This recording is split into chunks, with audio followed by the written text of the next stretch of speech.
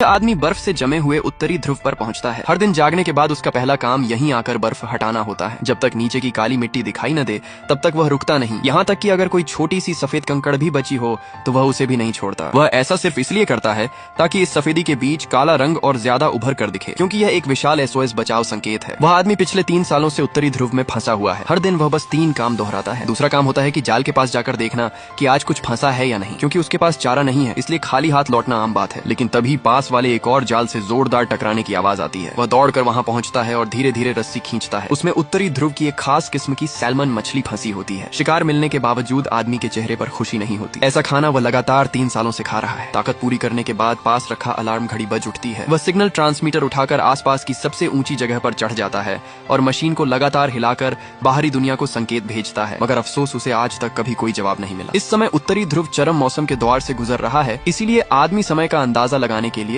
सिर्फ अलार्म घड़ी पर ही निर्भर है। समय होते ही वह वापस सोने चला जाता है। लौटते वक्त वह अपने एकमात्र साथी से मिलने जाना नहीं भूलता। वही जगह है जो उसे थोड़ी सी गर्माहट देती है। इसी तरह दिन बीतते जाते हैं। आदमी रोज बिल्कुल समय पर वही काम दोहराता रहता है। अगले दिन जब वह बर्फ पर खाना लेने जाता है तो उसे पास में कुछ मछलियों के अवशेष बिखरे हुए मिलते हैं। चारों ओर हालात सुरक्षित हैं या नहीं, यह देखकर वह घबराकर विमान के मलबे की ओर भागता है और तुरंत दरवाजा बंद कर लेता है। बंद जगह में उसे बेहद सुकून महसूस होता है। उसे राहत मिलती है कि वह ध्रुवीय भालू अब शिविर के आसपास नहीं है। थोड़ी देर आराम करने के बाद उसे फिर भी जोखिम उठाकर पहाड़ी की चोटी पर जाना पड़ता है। सिग्नल भेजते हुए वह चारों ओर हर हलचल पर नजर रखता है, क्योंकि जरा सी चूक उसे ध्रुवीय भालू का शिकार बना सकती है। आज भी कोई जवाब नहीं मिलता। वह लौटने ही वाला होता है कि अचानक संकेतक लाइट लाल से हरी हो जाती है। इसका मतलब है कि कहीं पास में किसी ने उसका बचाव संदेश पकड़ लिया है। वह जल्दी जल्दी जनरेटर घुमाने लगता है। हरी लाइट लगातार चमकती रहती है और दूर आसमान में एक हेलीकॉप्टर दिखाई देता है। उम्मीद सामने देखकर वह तुरंत सिग्नल फ्लेयर निकालता है। उसे जलाकर जोर जोर से लहराता और चिल्लाता है। हेलीकॉप्टर को सामने देखकर